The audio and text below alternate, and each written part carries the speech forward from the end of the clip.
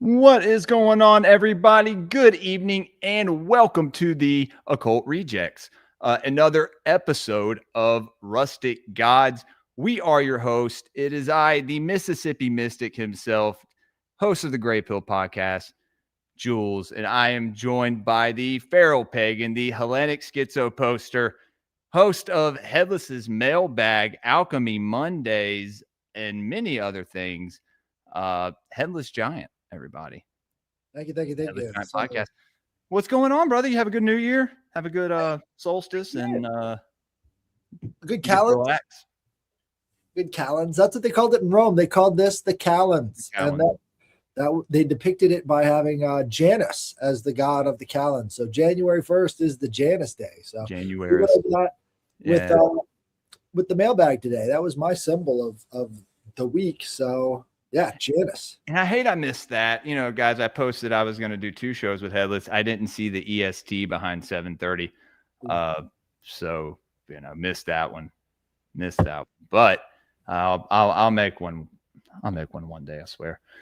Anyway, but yeah, no, man, I had a good time. Went to a couple parties. Well, didn't really do anything Christmas Day at the house, and had some family over, but it was, you know, my kids got a bunch of shit. It was fun. I got everything that I needed, you know, new boots for work, cologne, a cool Viking war horn, some other stuff, you know, this cool Mothman hat from my nephew. Sick. Yeah, it's pretty cool. And fell on the ground. But yeah, no, I had, you know, daughter got a Barbie dream house, son got a damn stereo system for his room, and a bunch of other stuff. He got an electric bike this year for his birthday. So he's been getting a bunch of good gifts this year. My daughter, her birthday is Christmas Eve. So, you know, that's a busy time for me, back to back. And you gotta make it special to where she knows that her birthday is not just part of this holiday, right? Right. Not a lot of ways you could say that, though, because, you know, always the presents end up getting combined. Well, absolutely. Well, that's, you know, we got her the Barbie dream house, and then shouts out my brother-in-law, got her a Ford Bronco, pink Ford Bronco. Headlights on it, a Bluetooth radio in it, dude. I mean, and then she got a tumbling mat and rail and stuff. And I think, well, oh yeah, my son got like $150 cologne. He has a girlfriend, so he's trying to impress her. Wow. Yeah, they went on a date. His first date the other day. First date. Yeah, man. It's incredible. Yeah, it's cute. It's cute. It's funny to look at and be like, wow, dude. That's my kid. Growing up so quick, you know? Yeah, I don't like it. Howard, what's up, man? Guys, it's good to see y'all. Happy New Year. And good evening. This is Rustic Gods. If you haven't seen the show before, me and Headless come together to discuss the rustic Greek gods. And so we're kind of doing away, I think, a little bit tonight. Because normally we're talking about what was worshipped out in the fields, right? Now we're talking about what's going on in the cities. So this is really the linkage between, you know, the rustic, the really, really old, the really ancient, versus the more modern, the more metropolitan, but also very ancient, you know. They came through a lot of the other stuff. So we'll see that again with Demeter tonight. There's so many syncretisms with Demeter that go way, way back into history. That is, you know, very important to understand all of the formation of, you know, the plants and how that relates to the different seasons. If we can start here. So Haloa, actually, if we want to start on Haloa, maybe. Haloa. Okay. Do you have something else you want to bring up for that, or just talk about it? Just get on the Wikipedia, I think. Okay. So here, I got you faded. Don't worry. Just keep talking. Yeah. So Haloa is the Greek festival for the wintertime, right? And so this is the Attic festival principally celebrated in Eleusis. Eleusis is very important. This is Demeter's holiday at Eleusis, right? So if you're talking about holy festivals for the Greeks, this would be the one that everybody would be interested in. This is the mother of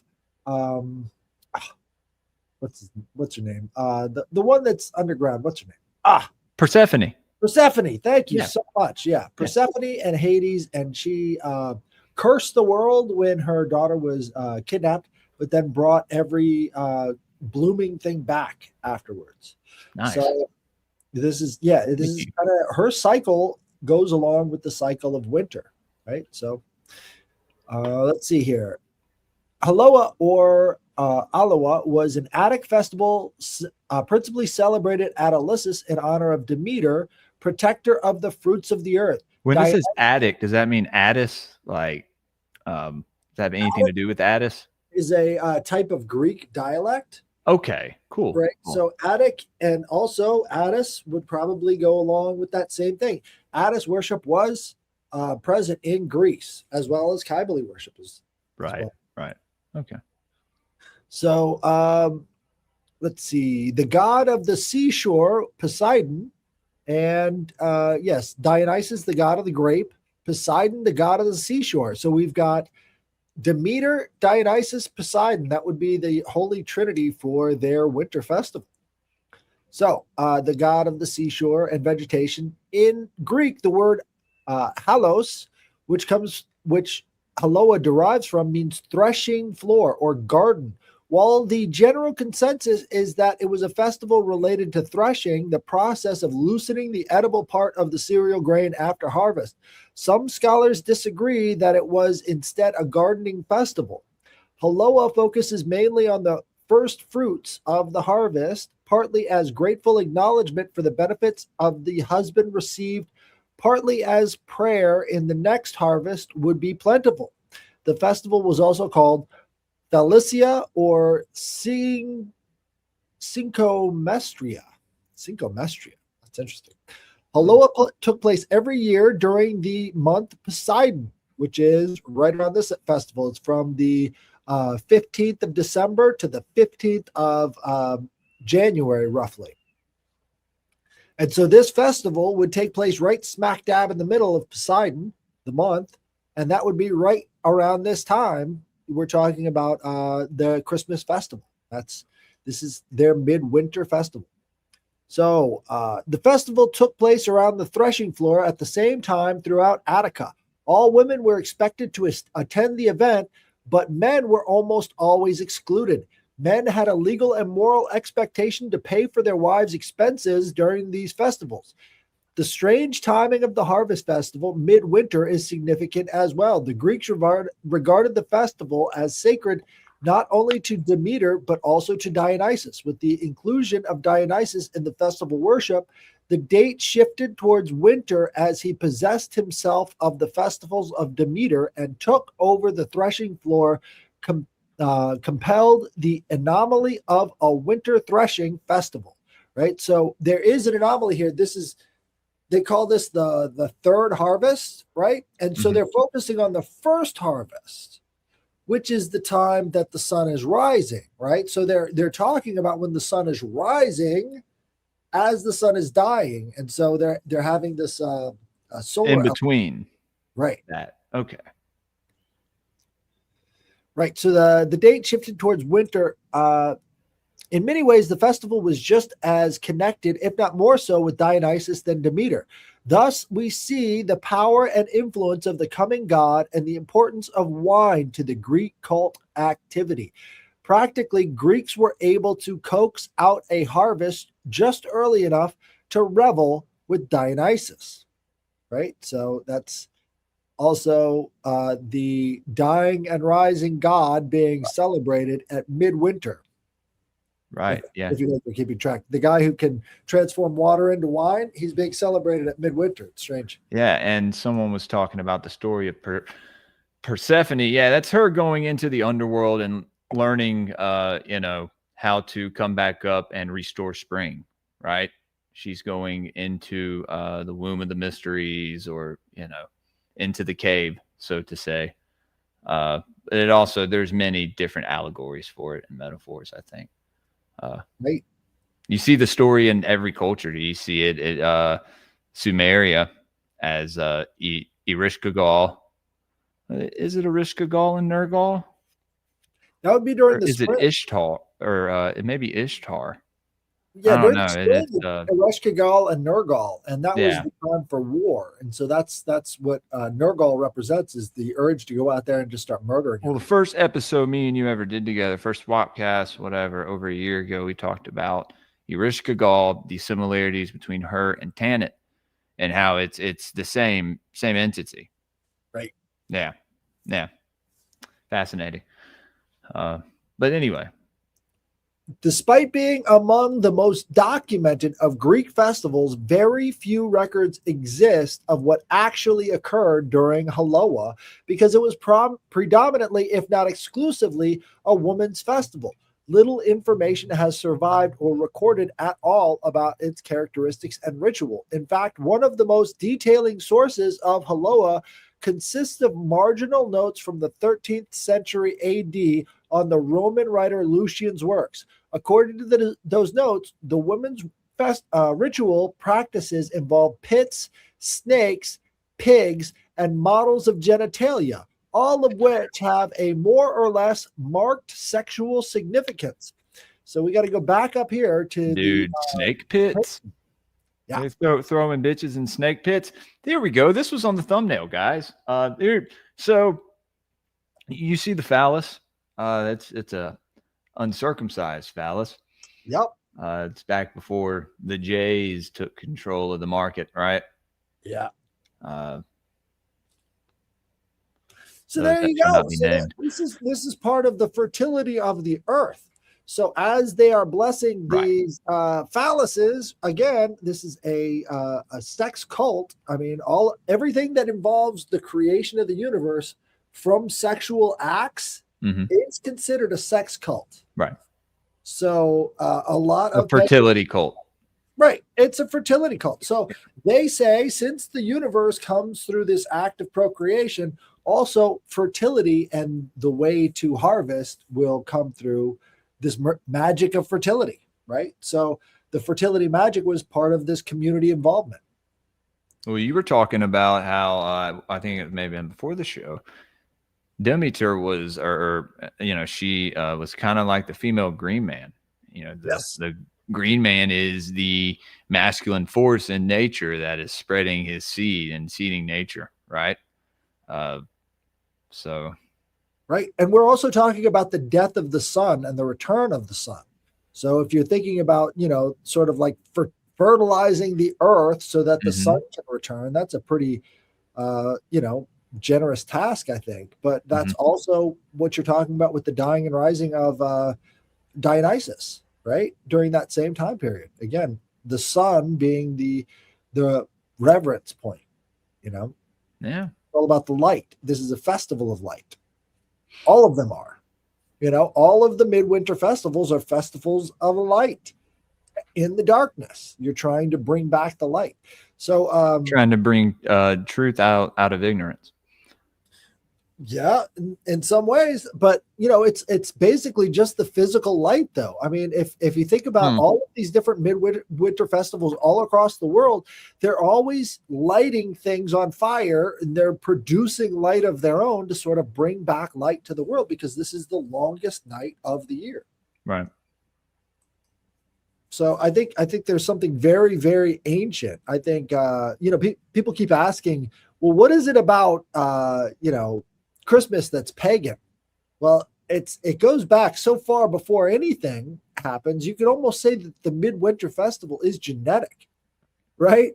Every culture around the world has their own midwinter festival. So like even the question of, is Christmas pagan, it's kind of missing the mark entirely, which is, how come every culture on the world has a festival of light during midwinter? Right? That was celebrated hundreds, if not thousands of years before the existence of Christianity. Right. And this is a problem with, you see a lot of copes online with people trying to say that, the egg came before the chicken.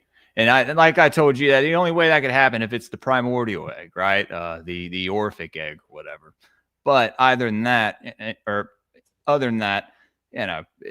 chickens lay eggs, so not the other way around. Well, and then a chicken is born, but not every time. Sometimes you eat the egg.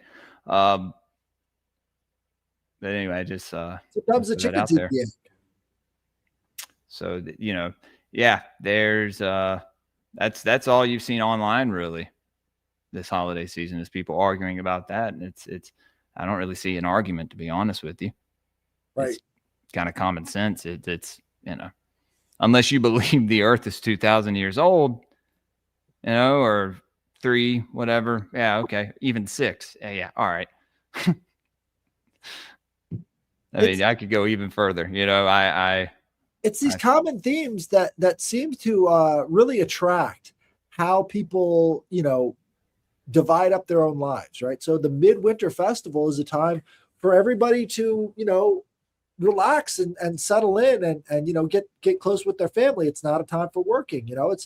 It's the same everywhere, right? Because it's a similar climate and it's a similar spiritual presence during the winter time. Like there is a certain type of spiritual presence that takes place during this time period.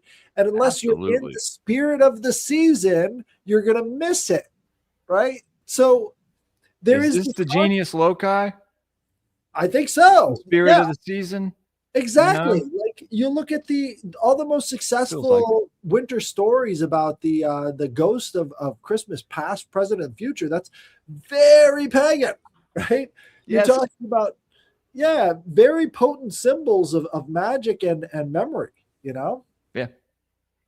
Absolutely, man. Absolutely. There was something, I don't know.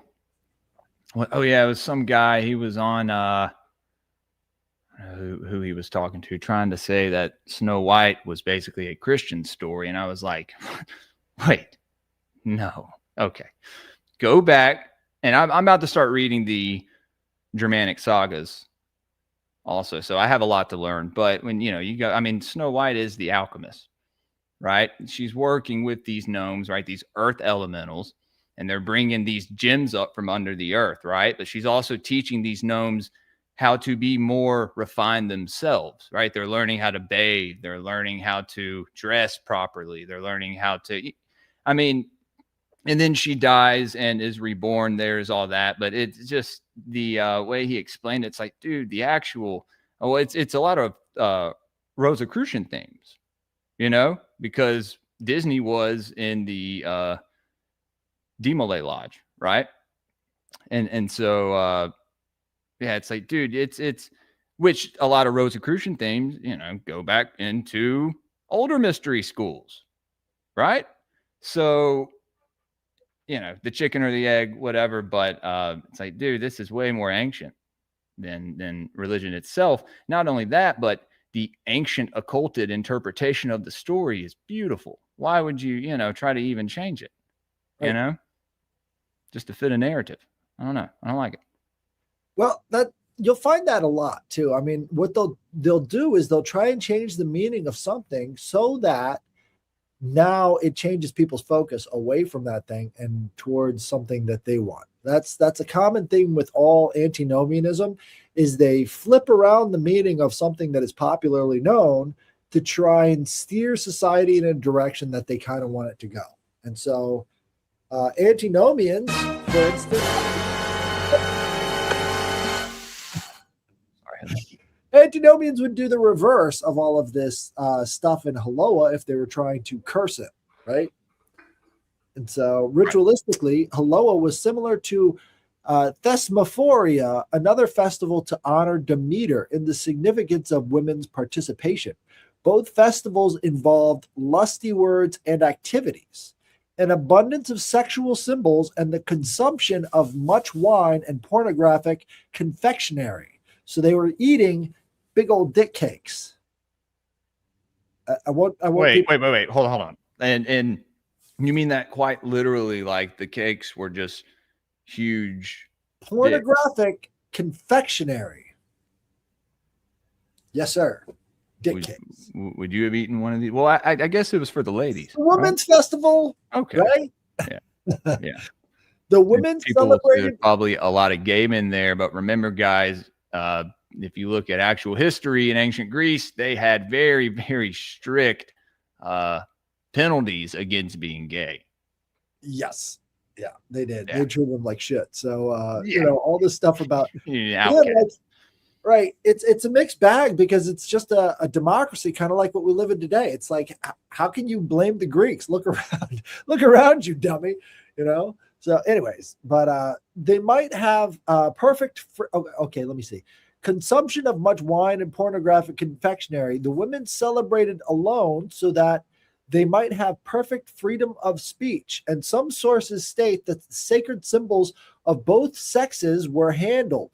The priestesses secretly whispered into the ears of women present the words that might be uttered aloud, and the women themselves uttered all manner of unseemly quips and jests. You know why? They did not have freedom of speech in the town. Women were treated kind of like property. So this was their big vacation away from the expectations of society.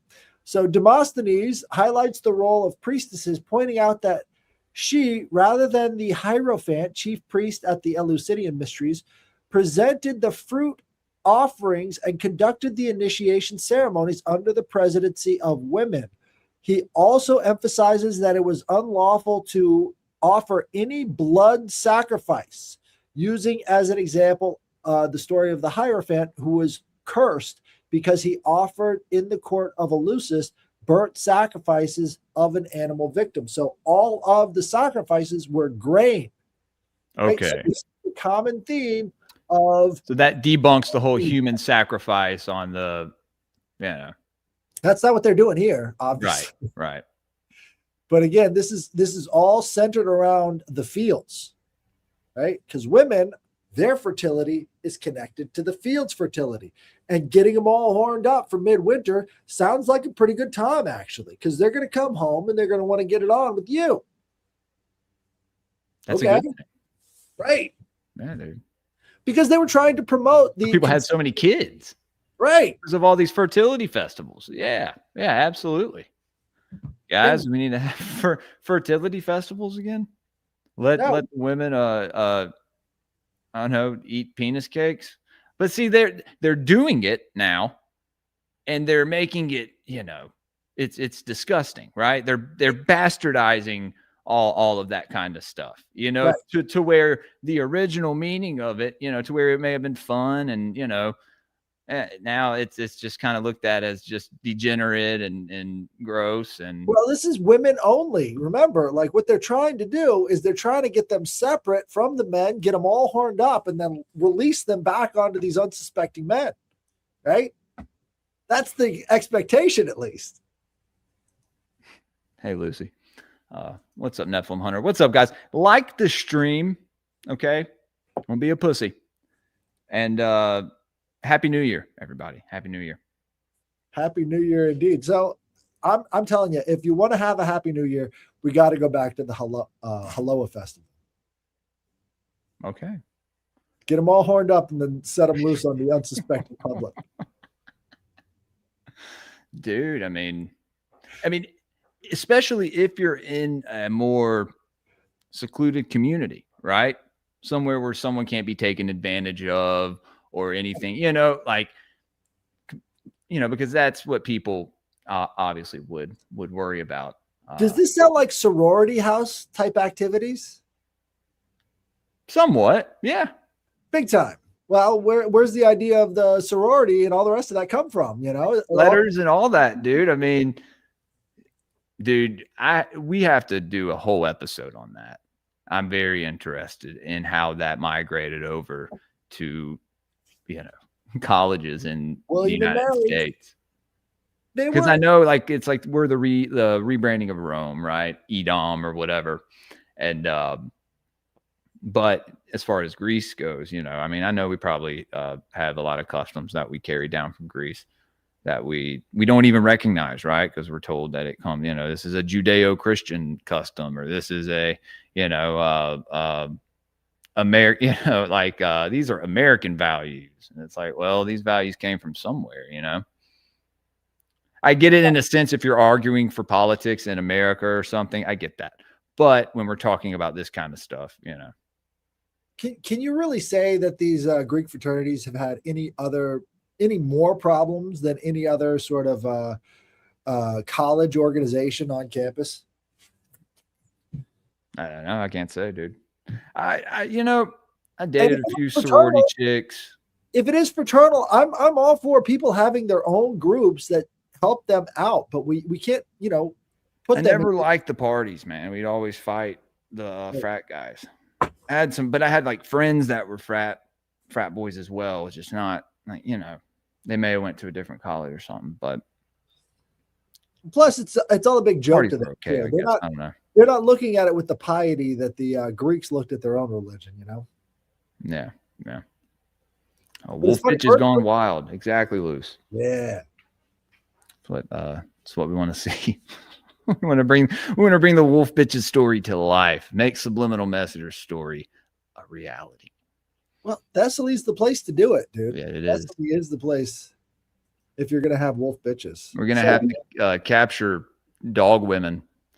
So don't know how well that's gonna work out, but maybe they'll come willingly. All Perhaps. Right. No one clipped that.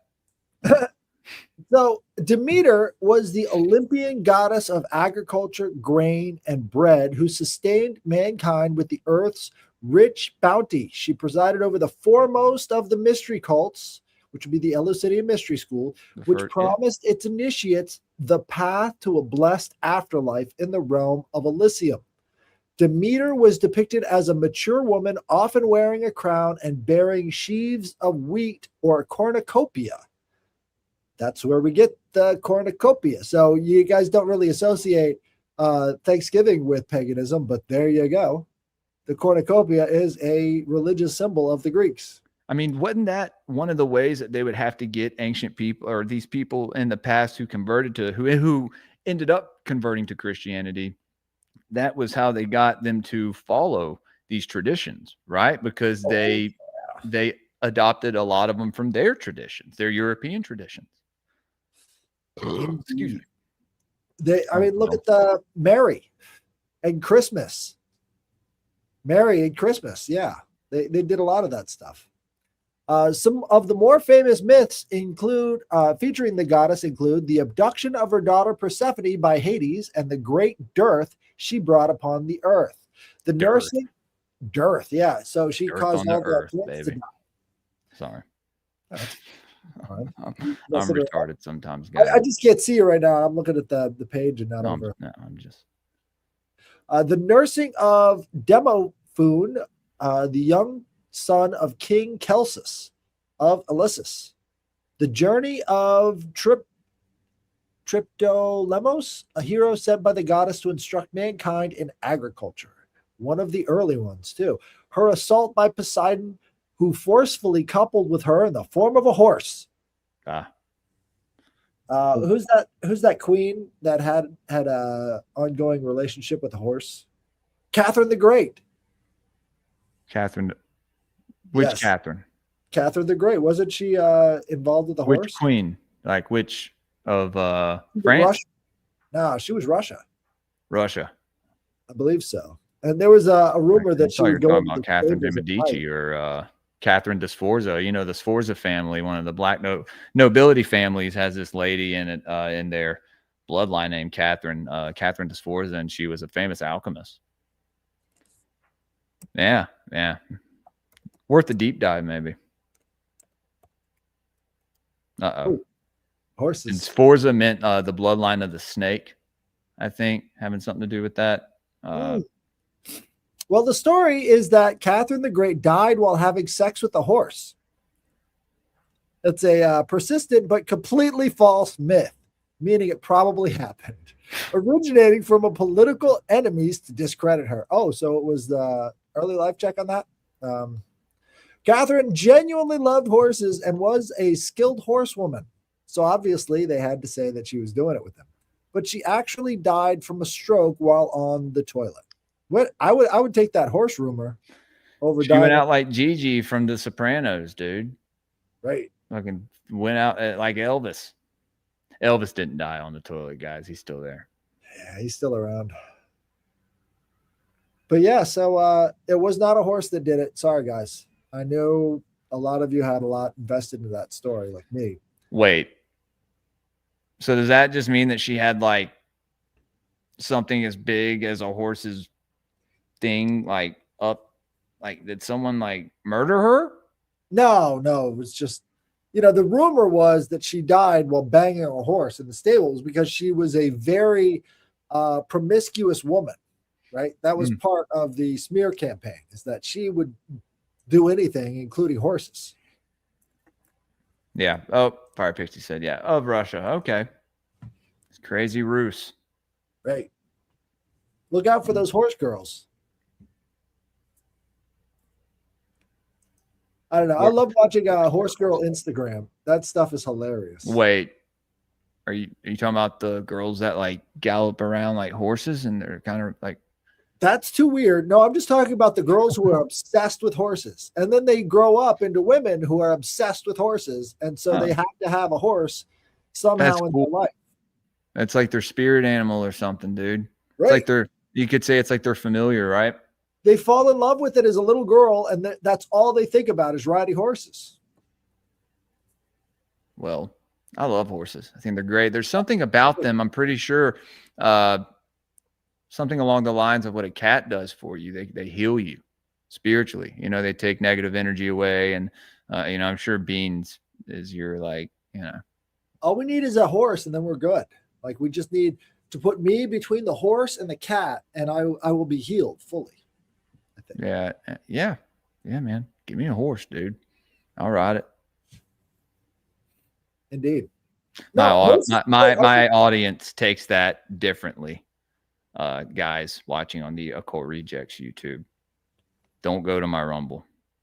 You don't want to see that chat. It's not bad right now. I don't know where everyone is. I think Assbutt's doing his piano show tonight. He may have started already, but I had Cult of Conspiracy on, and it just got, oh my God. I was like, dude, this is wild. It's funny because I told Jacob, I was like, hey man, I know the last time you came on, my audience were doing like, all this stuff in the chat. They were, throwing words out there and slurs and stuff. And I was like, it won't happen this time, I swear. And lo and behold, dude, they just start going crazy. I'm just like, what the fuck is it? It made me laugh at the time though. So I was like, what the fuck is wrong with y'all? But then I'm like, this is my audience. I love my audience. A bunch of schizo. Anyway, sorry. Didn't mean to go off on that tangent. No, I think maybe I was talking to myself right there. Anyway. Well, back to Demeter and the Haloa Festival. Right. Well, I'm looking up the Calends Festival right now in Rome. Oh, cool.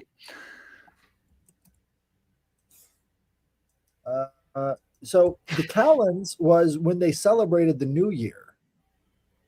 I had read something on that when I was researching for this. Right. When I was reading up on it. Yeah. So again, this goes into what we're talking about here today. So this is also kind of this midwinter kind of festival, right? That is centered around Janus and the reemergence of light, right? So Saturnalia would be around the 25th and then, or the 23rd, usually with the solstice, and then Calends would be around the 1st. So the Roman festival of the Calends, especially the January Calends in Saturnalia, heavily influenced early Christianity with customs like gift giving, feasting, decorating homes with greenery, and merrymaking being absorbed into Christian holidays like Christmas, New Year's, to ease conversion. The church strategically placed Christ's birth on September 25th to coincide with and offer a Christian alternative to the Roman winter solstice festivals like Sol Invictus and Saturnalia, symbolizing Jesus as the light of the world. Now, this is all just AI slop, right? So you're going to have to look that up for yourself. Well, that's where one of the main arguments is, right? It's pretty much. think about, this is a fact, right? So we've got about 95 to 95 or 6% of the, professional world of people who talk about this stuff agreeing that, yeah, it does come from paganism. And it never really should have been debated because we could see, how much they took from Sol Invictus. Even Tertullian said that the different festivals, like the Mithras festival, is a vicious plagiarism of Christianity. But we actually know he was reversing that order. It was an accusation, right? He was accusing while admitting that he's the one who actually took a lot of the stuff from the Mithras cult and put it into Christianity. Mithras existed back with Zoroaster, dude. Are you fucking kidding me? Yeah, Tertullian is saying that they copied him, right? Dude, that predated most, and people will argue with me on this, but did that predate like the Hebrew religion, like the whole pretty much the whole Torah being written, right? There was a lot of developments that took part in the shaping of the Torah that happened in Iran and Persia before it ever migrated over to the people who wrote the Septuagint. So there was a lot of influence coming from that direction. So Saturnalia and Calends, these popular Roman festivals featured feasting, gift exchanging, general revelry, and decorating homes with greenery. Now, again, like during the Midwinter festival for the Greeks, they loved that wine. That's what they were trying to do. They were getting the first fruits, which means the first harvest of the year was already turning into wine by the time that their Haloa Midwinter festival was taking place. Sol Invictus, December 25th, was also linked to the unconquered sun, a Roman solar deity, solar sun of God, right? He's got 12 disciples. Anyways, further making the winter solstice. Christian adaptation, strategic timing. The early church, particularly in the 4th century under Emperor Constantine, set Christmas on December 25th to replace pagan celebrations, making the transition to Christianity smoother. Why did it need to be smoother in the time of Constantine? They kind of had a whole plan, didn't they? Symbolic replacement. Replacing Jesus's birth as the light of the world on the winter solstice date symbolically countered the pagan worship of the sun. So they wanted to kind of make it impossible for you to do your religion, and instead you had to do their religion. So it wasn't really all that free, right? Tradition and absorption. Practices like feast, gift-giving, and festive lights from Saturnalia and the Calends were integrated into Christmas and New Year celebrations. Actually, the early church fathers said, we want nothing to do with this because gift-giving and these trees are all found in the book as satanic and evil. Right. Those are pagan practices. Yeah, well, we talked on my episode earlier today, the Drots received their, messages from the gods under the oak tree, right? Right. And then, you Jews go back. Jews don't celebrate birthdays. So why would we be celebrating the birth of Christ unless there were a whole bunch of people who celebrate birthdays? Yeah. Well, it's so. That's what pagans did. That's not what Christians did. They didn't celebrate birthdays. Right. And then, and then you have spring, right? Which, not by natural law should be considered the beginning of the year, Right. And so, I don't know. I've heard people theorize Christ's birthday to be in, September. It was September 11th. That's why they did the twin tie. Yeah. You heard that? And then, April 1st, April Fool's Day, being in the spring. That would make the most sense to me. If you had to go there, Well, picking July 20 or December 25th solidifies the connection between Jesus and the Son in a way that nothing else in the book can do. Right. So not only were they taking over that holiday, but they were also placing him at that central focus for all of society. This is the light of the world. This festival is this, ancient ancestral memory festival going back thousands of years. Now is the Jesus festival. Well, yeah, and then they'll say that the Druids adopted their initiations from Jesus. Right. What? The Druids spent 3 days in the tomb and then were resurrected or reborn, right? Out of darkness, as Christ had said to have been. So, it's the same with most of these mystery schools, right? The Dark Night of the Soul. Which should bring up why they keep talking about the mystery in the New Testament. And you talk about Mithras, going into caves, right? And coming back out 3 days later, reborn. And so, like, dude, yeah, it's but that should make it even more spiritual for people. You know what I mean? Like that esoteric definition of it, but they fear it and they say, no, that's a bunch of new age guard. It's like, no, nothing new about it. You know what I mean? I mean, we were talking earlier about the whole Wiccan thing and how you have people that create their own religions and cults out of this ancient knowledge, right? And that's what's pushed in the mainstream. That's what, these crazy, Wotan cults that go and, with the whole, what was it? The Delphi murders and stuff.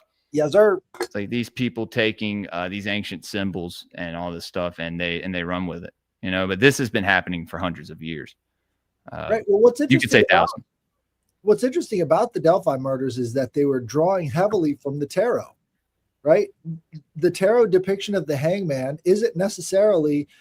doesn't have anything to do with Odin in the Havamal or any of these other source texts. So it's like somebody's actually integrating it with a lot of new age stuff. Well, does it go like, is it older than Odin? No, specifically, it's the person who's committing these murders is trying to integrate a lot of the stuff. They shape the body in the form of the hanged man, which is not accurate to Odinism. Right, it's accurate to the tarot card, but it has absolutely nothing to do with the actual practices of Odinism, as well as not having, there's nothing in Odinism about sacrificing 2 girls, obviously, right? But what I'm saying is that they're sort of being directed by people who are syncretists, right? They don't care anything about the source material. They just want to make it kind of shocking. Right? They don't actually have any kind of a purpose or goal in mind other than to freak out the normies, right? Yeah. That's kind of how these murders happen.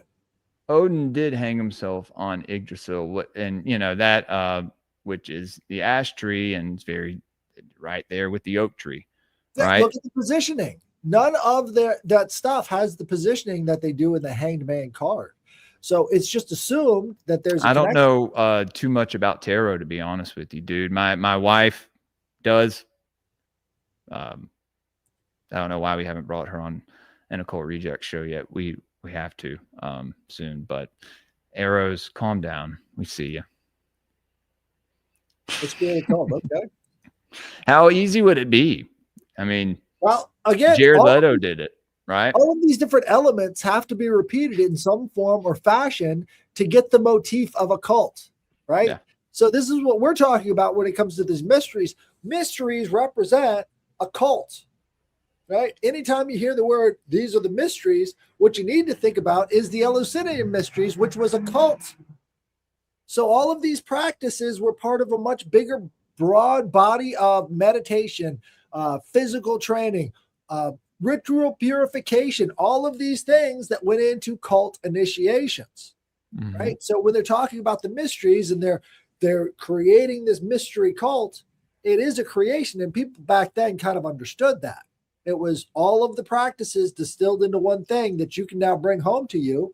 Anybody in the world, it's not, it has no ethnic boundaries, right? Anybody can be saved by these new mysteries.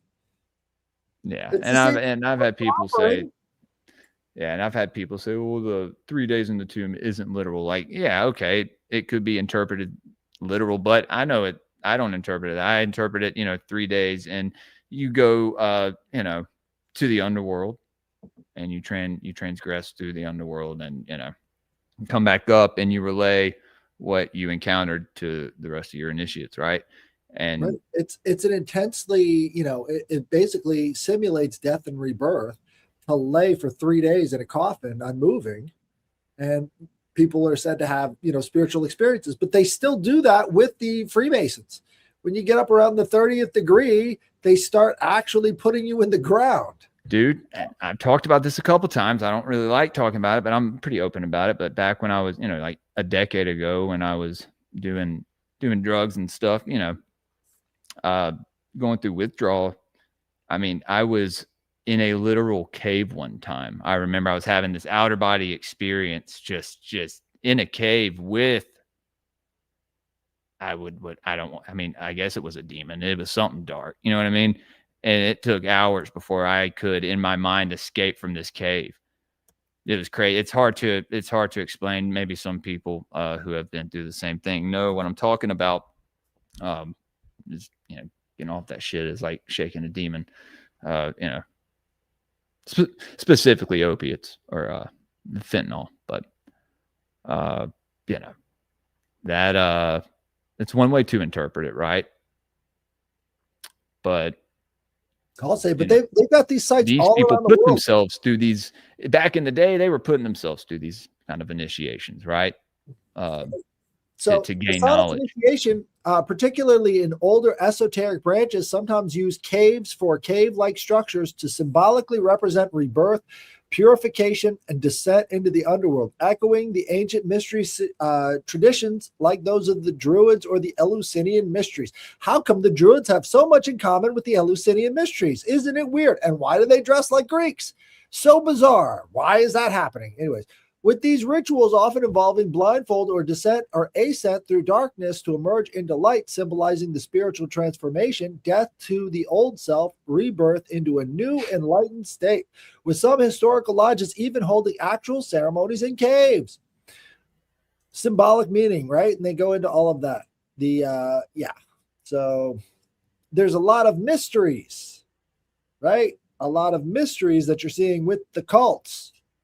Right. But that's what you're looking at is the mysteries and the cults, Mithraism. It's all about the cave. Come on, guys. It's not that hard to figure out. It's the mysteries. Yeah. And what I was talking about with all that. Yeah. And then you come out the other side and you've learned something or you've gained some type of strength or experience. And in my case, dude, I mean, I don't get sick. I'll get, if I eat something bad, I may get sick, or like, I don't know, once or twice in the past like decade, my kid has gotten sick and gotten me and my wife sick, but that rarely happens. But ever since, being off of opiates, it's hard for me. It's hard to make me sick. I've just been so like deathly sick to where it's like, I can handle it. I can handle being, nauseous or whatever. This or that. Well, if I'm at work and the heat gets to me, or I can deal with it. That heat down there is no joke. Yeah, dude, it gets bad. It gets like 120 degrees here in Mississippi. So I'm not a pussy. 100% humidity, 120 degrees. I've had friends have heat strokes, dude. Like it's fucking terrible. No, it doesn't matter how tough you think you are, guys. The Mississippi sun will take your soul. But so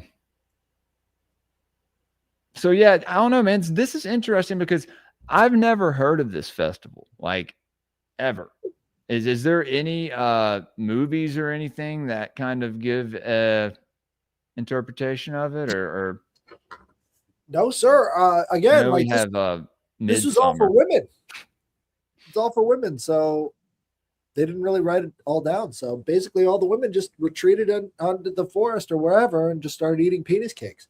Which, I mean, I think we can be honest, Midsummer happened because those people came to these people's ancestral home, and they were like freaking out, talking about like, I don't know. I think Well, Midsummer was directed by a Jewish man who was trying to. That's why A24 is so cursed, I guess. If you look into it, dude, those A24 films, and you have like 42 Backwards, The Dark Mother, and all that stuff, and so that makes sense. I mean, dude, The Witch was a good movie.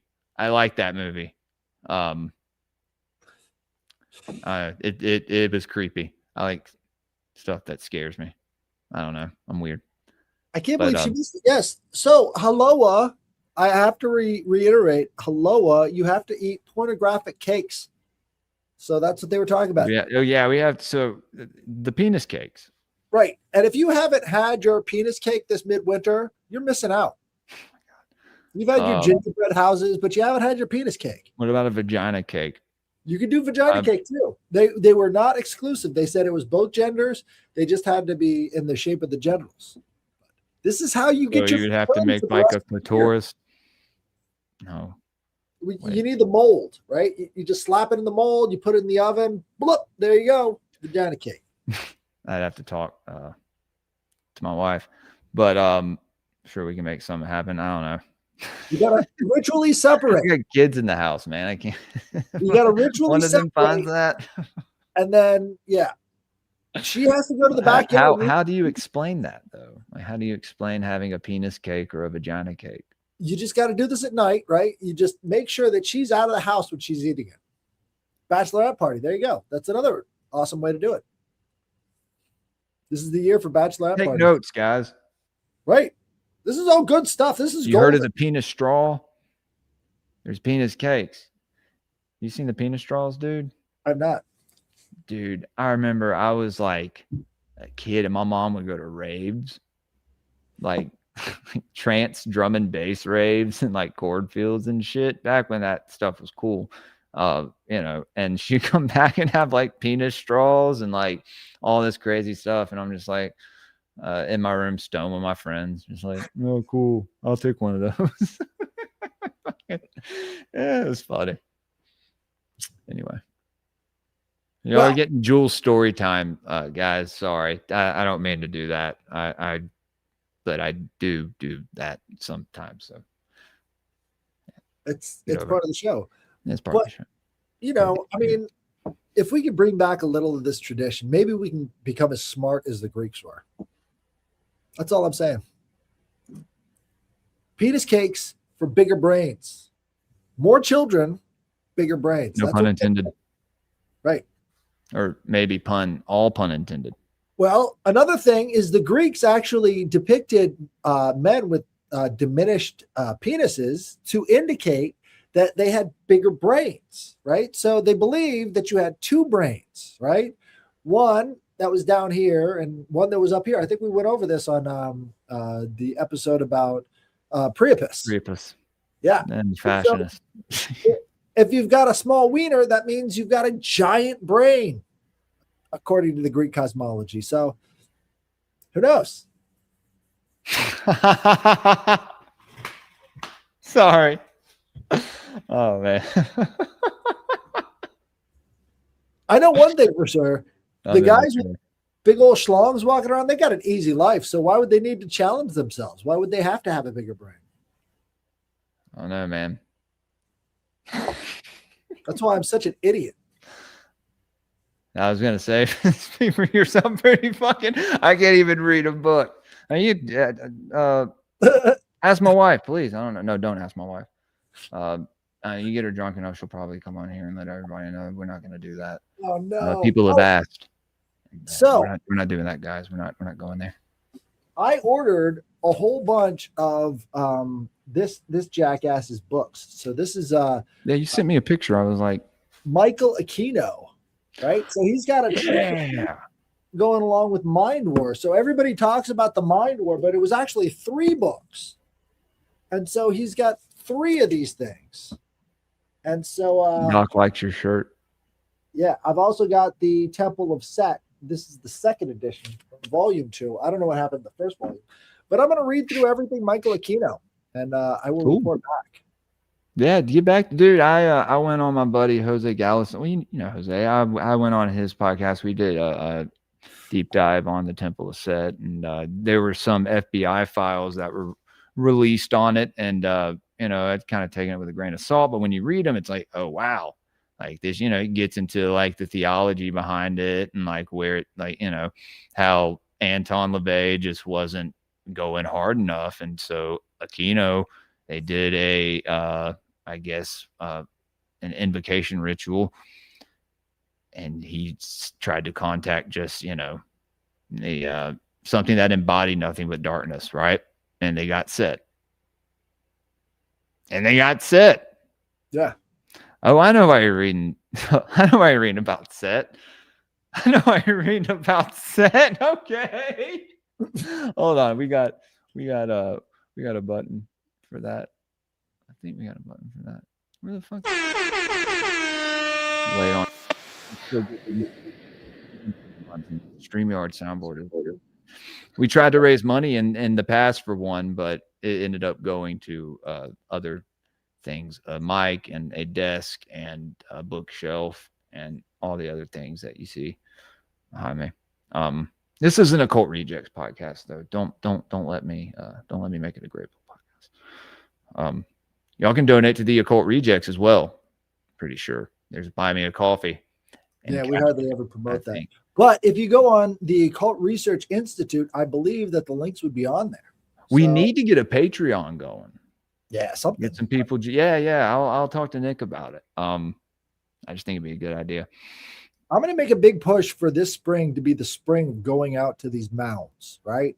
Not just us, but our followers too. Like everybody go out and visit a mound before springtime gets here, something like that. Take pictures, put them out there, I mean, look, people would go on pilgrimages all the time back in the old world. They would go on pilgrimages to their family shrines. They would go on pilgrimages to ancient shrines. But you're going out to the mounds. So take some pictures of it. It'll be amazing.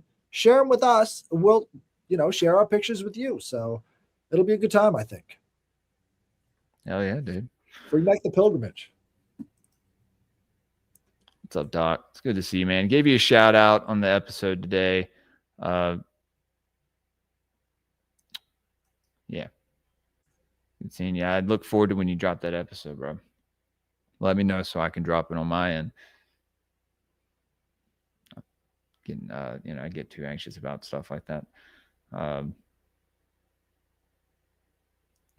Wait, go back to that other comment. He said Jordan Maxwell and Michael Aquino. I don't think so. I don't think so, unless he's a clone.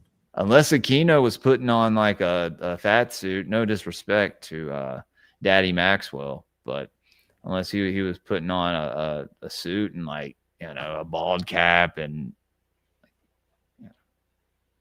putting makeup on. I don't know. Mind Wars, right? Right. Mind War right here. Oh my God, JC, don't leave. If you want to listen, I can give you the first introductory thing. So this is you guys should hear this and think about the two ways of achieving peace. One is where everybody stops fighting. Two is where you brainwash everybody into stopping fighting. All right. Right? That's the kind of bad peace you don't want. So he goes, this is a Dwight D. Eisenhower quote. He goes, every gun that is made, every warship launched, every rocket fired signifies in the final sense a theft from those who hunger and are not fed, those who are cold and are not clothed. This world in arms is not spending money alone. It is spending the sweat of its labors through the genius of its scientists, the hopes of its children. This is not a way of life at all in any true sense. Under the cloud of threatening war, it is humanity dangling from a cross of iron. And that's the first quote in Mind War book. It is humanity dangling on a cross of iron. So he's going to get deep into that kind of symbolism in here, I think. He's going to go there. But basically, he's saying that we can use people's culture against them to get them to stop fighting us. That's his sort of premise. Yeah. It's very Kabbalistic in nature. Yeah. You know, very much. Necessary evil and whatnot. You know. Again, from his perspective, yes, it would all be a necessary evil. But, you know, again, this guy is the architect of the satanic panic, where he's using your culture against you to get you to do what he wants. Yeah. Right? Yeah. So he was not just a Satanist, he was also a colonel and a PhD. So if he's in direct, you know, negotiations with the government on how to propagandize the public, how would you do that? Well, they wanted a satanic panic to sort of shovel all the conservatives into this sort of, sort of mind-controlled state that brings about people like George Bush. You know, He was a product of that as well. It was kind of a conservative hysteria. Now you got cult, surrounding Trump, right? You got Q, right? Q conspiracy, and you got Candace coming in a little bit QE right now. Dude, I talked about it on my show today. I called it over a month ago, dude. I was like, why is she starting to talk about Crowley and all this stuff? But she's not, she's giving these like explanations for it. That's just like, that's not the whole thing. You know what I mean? And it's just like, why is she obfuscating some of this stuff and running cover? You know what I mean? Know. She's just going by what she's heard. She has. Yeah, I don't know, man.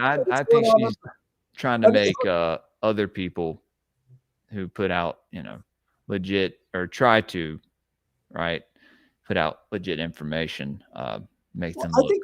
I think this is revenge. To be honest, I think she's trying to have revenge on the Republican Party for them not giving a shit about Charlie Kirk, which I think is fully commendable. I think that's. I don't know what it is, but I do think she's somehow, she's grabbing headlines every single day to make sure that Charlie Kirk's death doesn't get swept under the rug, because that's what they want more than anything.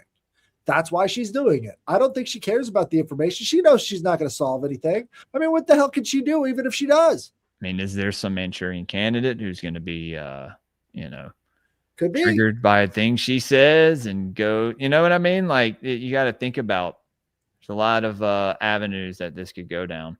Lots of different avenues. But all I'm saying is that kind of stuff is pioneered by guys like Michael Aquino. And that is at the root of what satanic panic was and what it evolved into, and how you use crisis actors. And I think a lot of this other stuff really does start to come into question, is because they're trying to engineer our brains. They're trying to make it goes back to Candace's dad doing the fire alarms and security for Mandy Mook, right? And how did Alex Jones not know this, right? Well, I mean, I don't think he talked about this back when he was exposing the. Nope. No. It's like, okay, dude.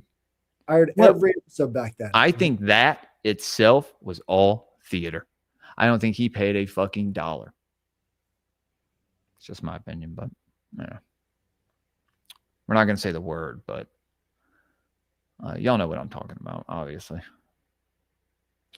Well, all I know is that there's a lot more to set than I think a lot of people have realized. Yeah, we talked about this recently, and there's an article.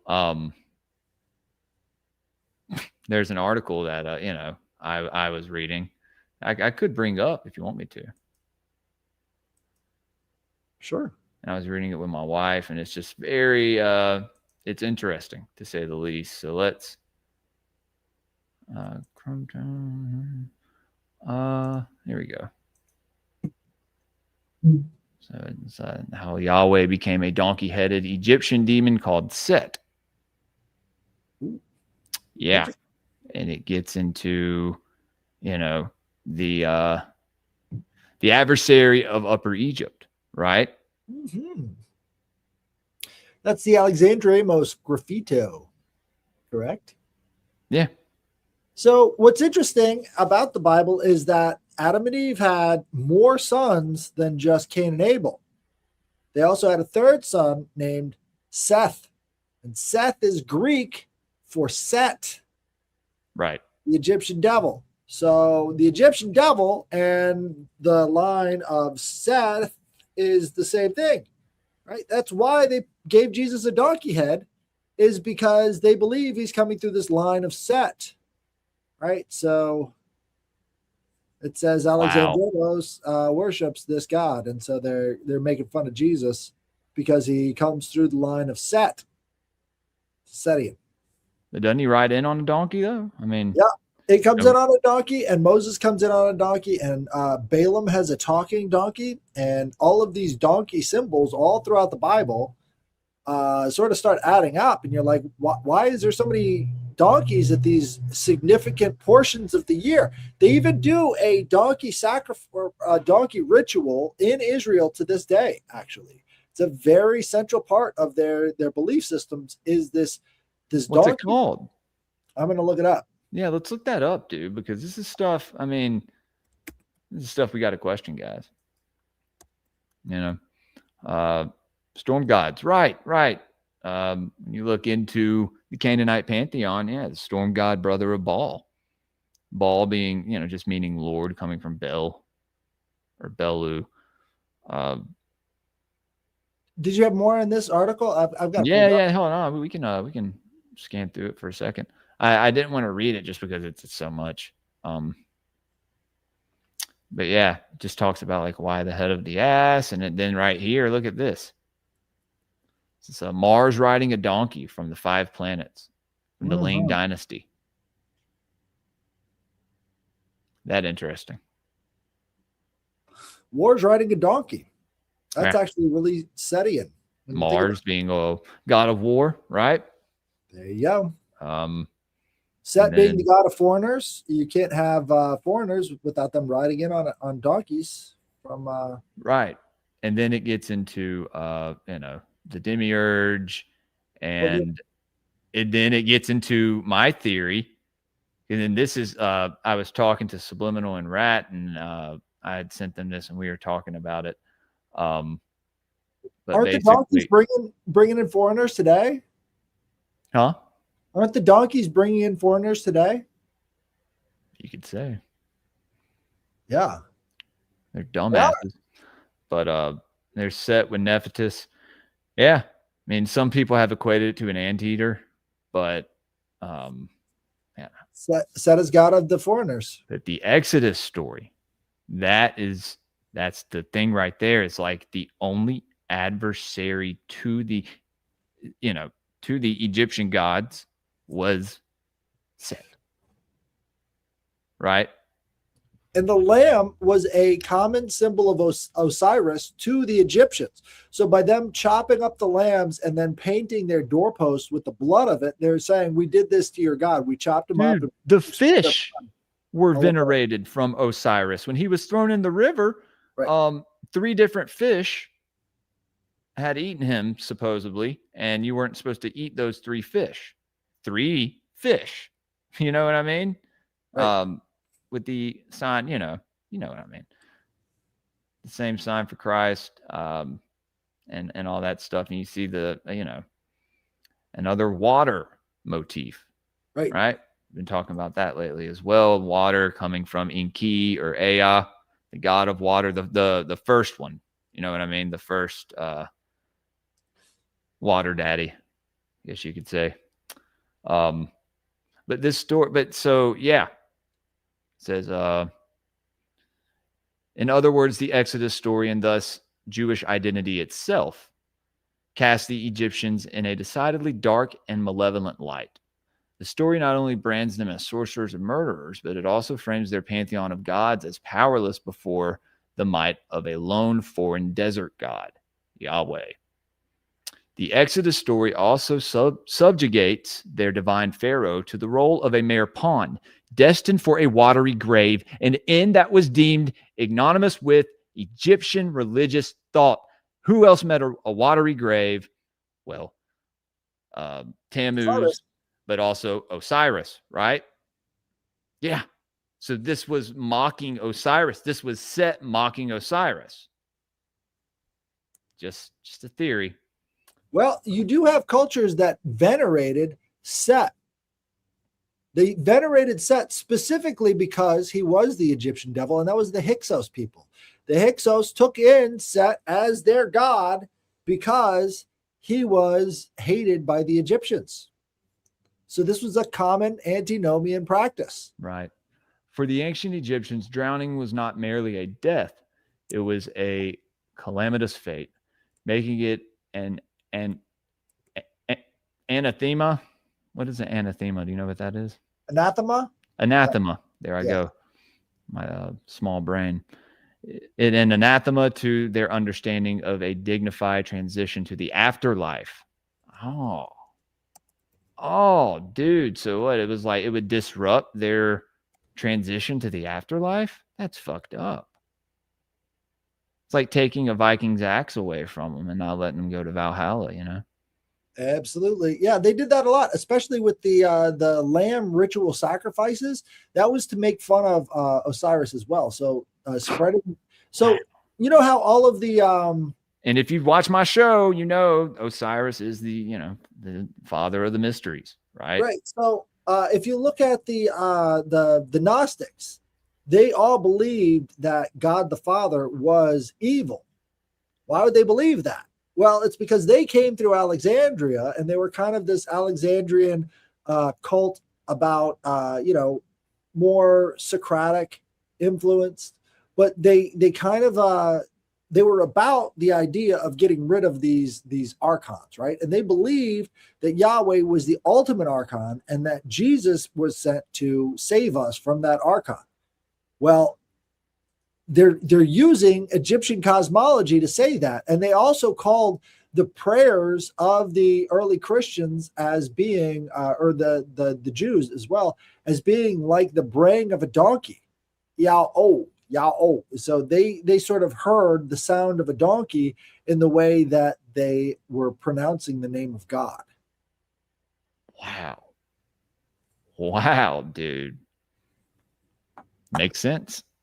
So Hyksos, Asiatic rulers of Egypt from 1650 to 1550 BCE, adopted the Egyptian god Set. Again, they have in parentheses. Can you see it? Where? Yeah. I took. Are you reading what I had up, or is this what you had up? No, this is what I got up. Okay, I got it. Can you read that in there? It says Set in parentheses Seth, like the third son of Adam and Eve, the god of the desert, storms, and foreigners as their patron, equating him with their own storm god Baal.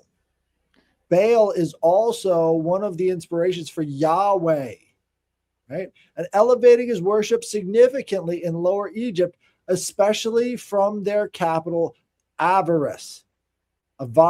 This foreign associated led Egyptians to view Set as a malevolent force, linking him to chaos and the desert, contrasting with the traditional Osiris myth where Set murdered Osiris, a narrative later emphasized after the Hyksos expulsion.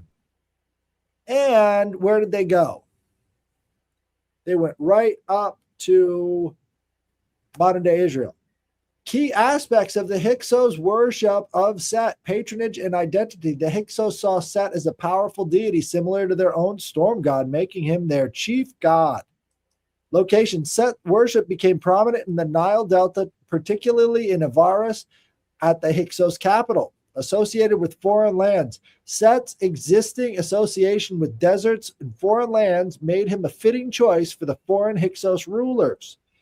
Political and religious fusion. The Hyksos elevated Set, linking his worship to their kingship and introducing foreign rituals which changed Egyptian religious politics. The Set animal. The Hyksos adopted Set's distinctive Set animal, a creature with a forked tail and a long snout, for their iconography, further promoting this image. Right? So it wasn't completely a donkey. It was kind of strange, but it was considered a donkey.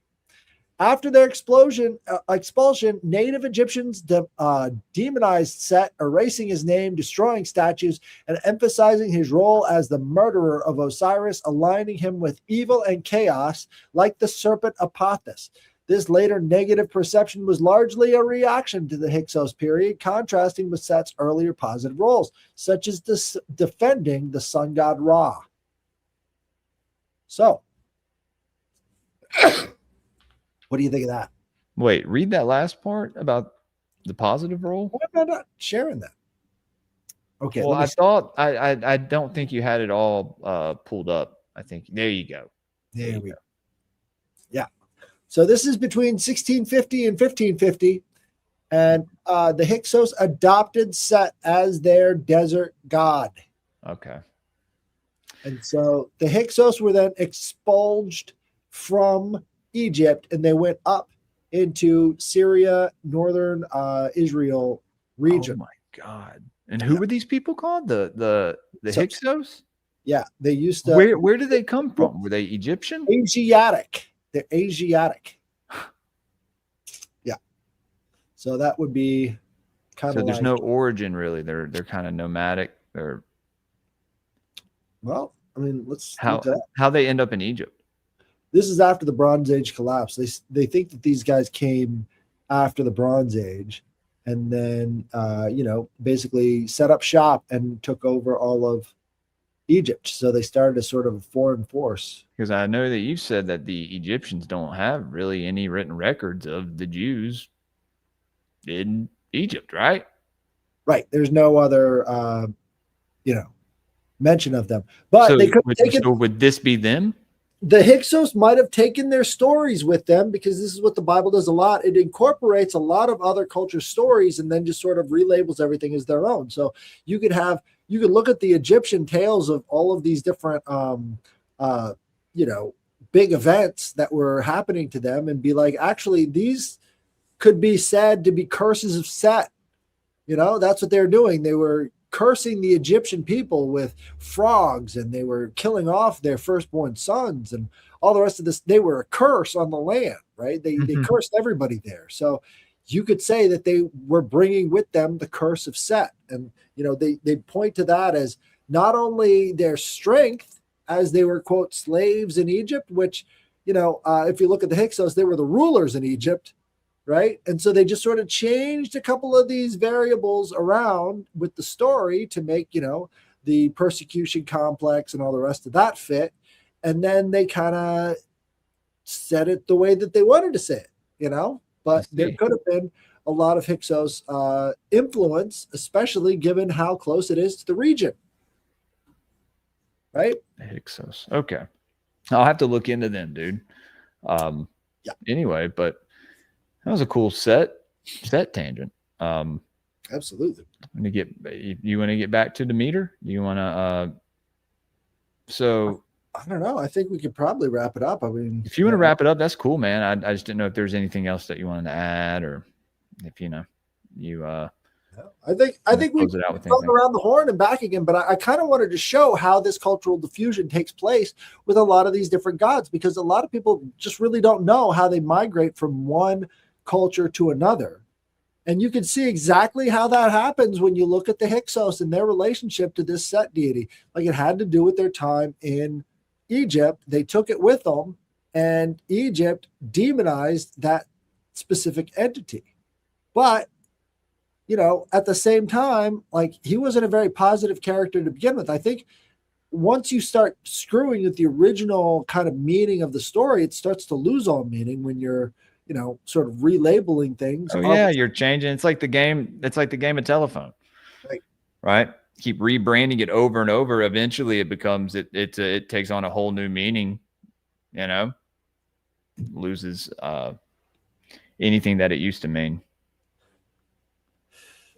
So, absolutely. Well, I actually understand.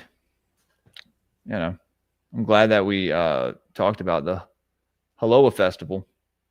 Do you think this guy knows anything about the esoteric Set influence? What do you mean? The Michael Aquino. Do you think he knew anything about that aspect of the Bible? That's the real question. Yeah. You think so? Had to. That's what I'm hoping I find. I hope there's something about this sort of esoteric Setianism. Keep me informed, dude. Yeah. That's going to change a lot of things, because that would mean that this guy, he thinks he's God's chosen people with his Temple of Set. Yeah, dude. Hey, I mean, he was kind of, I mean, dude, he, that's the crazy thing about Aquino is like, dude didn't have any struggle, bro. Like, they placed him up there. They funded it. I mean, taxpayer dollars funded the Temple of Set. I'm almost positive. Who knows, dude? As well as these other cults that were funded by the government. I think a lot of this was like supercharged from the 1970s and 80s. You know, like they just sort of took all that MK Ultra stuff, found a religious Laurel Canyon too. You had that going on. Yeah, found a religious application for it, and then just hit the gas on it. You know. Yeah. Absolutely. Absolutely, man. Yo, yeah, fucking tell me what you find, dude. Will do. Whatever, Eros. Anyway, Headless, tell people where they can find you and what you got coming, dude. Yeah. Well, tomorrow we've got that big the meeting of the minds going on Friday. That's tomorrow night? Yeah, it's tomorrow night. So it's I'll be there. We're talking about all of this. Yeah. Eros is going to be there. So we're going to be talking about the CIA documents and the Gateway program. That's going to be an amazing show, guys. Fuck yeah. Let's fucking go, dude. All right. Well, where can people find you? You can find me on Twitter. Yeah. If you're watching, you know where to find me.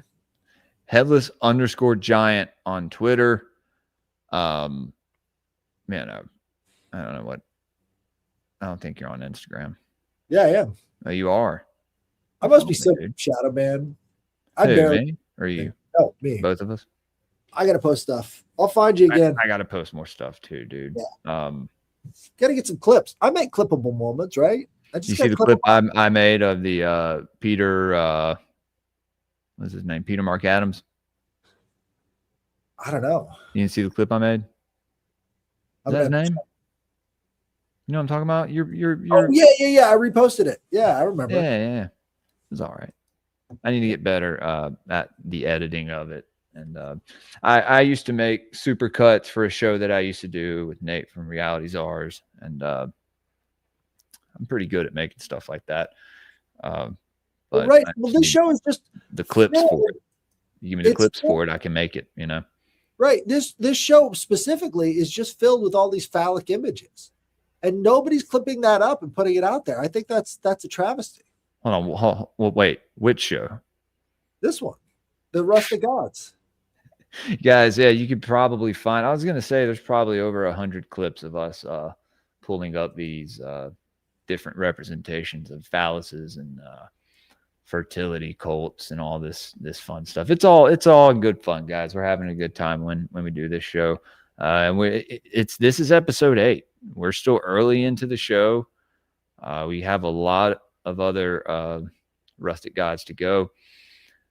But yeah, guys, dude, if it doesn't even feel like tomorrow's Friday, I work tomorrow and then it's the weekend. Thank God. So yeah, y'all tune in tomorrow night for the Occult Reject show. I think it's 9 Central, maybe. I think Nick did it at that time, so we could all make it. And then Esoteric Book Review Saturday morning. We're finishing up Unseen Forces and Occult Anatomy of Man. I'll be streaming one of the books first hour, or maybe even 30 minutes. I don't know. All publicly, and then we will go straight to the Rumble, the private Rumble link for Patreon. So if you're not a member, you can go over to patreon.com/greypilledpodcast and sign up. Did a show earlier today. It was like a Happy New Year show. You know, we talked about, we read a lecture. We read a Steiner lecture on the Druids, which was very interesting. And then we kind of had a little recap on this past year. I gave shouts out to you and Nick and everybody who's been a part of the show, and everyone who supported me since day one, all the Patreon people, and got some donations this morning. Thank you guys. I appreciate it. Love all of y'all. And yeah, go follow me on Twitter at greypilledpod, Instagram greypilled_podcast. I'm on YouTube, Rumble, Apple, Spotify. Leave me good reviews and don't fuck with me on there, please. I already get people enough calling me Jesuit and this and that. So, show me some love. And like I said, Patreon, best way to support the show. If you're a Rumble person, locals, I've got to start posting the links over there. But we do the esoteric book review every Saturday morning. If you subscribe to a $10 tier or up, you'll get a free sticker pack. No more of the $2 and $5. Subscribe and get a sticker pack, because we had people too many people joining and then leaving, and it's just not gonna happen. So cut that out. So everyone who subscribed before the new year, you should have gotten an updated sticker pack. And if you are in the inner the round table and on the top tiers, you will get an updated sticker pack. I got a few more. I got a couple Twin Peaks inspired stickers coming in. Gods of the Morningwood sticker, Headless. I'll send you a pack, bro. You get exclusive content to Patreon. We're gonna start doing the Elohim etymologies again. We left off with Ninurta. I believe it was Ninurta, which is very, very similar to Archangel Michael. Ooh, I got some stuff on Ninurta. that. Well, yeah, no. Well, in the Mesopotamian stories, the destruction of the cities of Marduk, it's the Sodom and Gomorrah story, and it's Nergal and Ninurta, and they're laughing and killing, just eviscerating people, he earns the name Scorcher. Maybe that was Nergal. I don't know, but so I have a PDF on someone, I don't know who wrote it, on Ninurta, describing him as a great dragon and stuff. So maybe we'll do an episode and throw that up there. We can maybe get something off of that. Anyway, but yeah, guys, like I said, esoteric book review Saturday, and then Sunday I got Toad coming on. Our boy Toad from Tower Gang. We love Toad. He's coming on Sunday, and then next week I got Austin Picard coming on, and got a lot of cool stuff planned for the new year. A lot of merch that's coming, so you guys get ready. I hung out with my buddy last night who owns a screen printing shop. I haven't seen him in a year. Saw him last night. Yeah, dude. So, and it's right next to the barber shop that my buddy owns, where my wife works every now and then. So, fuck yeah. Yeah, man. A lot of good stuff coming in the future. But anyway, guys, take it easy. Hopefully we'll see y'all tomorrow night. Kissing under the mistletoe. Yes. Just don't throw it at me. You may kill me.